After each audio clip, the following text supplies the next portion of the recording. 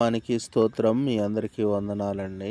YouTube చూస్తున్న ప్రతి ఒక్కరికి కూడా ప్రభు అయిన యేసుక్రీస్తు పరిశుద్ధ నామంలో శుభములు, వందనాలు. అందరూ బాగున్నారా? దేవుని మహాకృపను బట్టి మేము కూడా బాగున్నాము.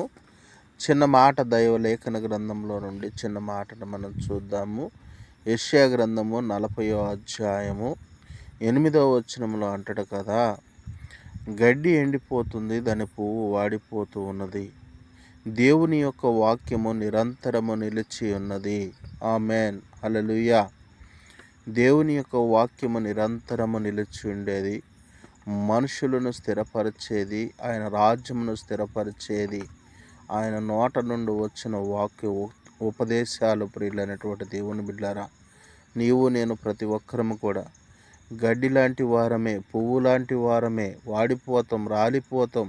కనుక మనము దేవుని యొక్క వాక్యమునకు కట్టబడాలని ఈ మాటలు తెలియజేస్తూ ఉన్నది. దేవుడి మాటను దీవించునుగాక. ఆమేన్, ఆమేన్.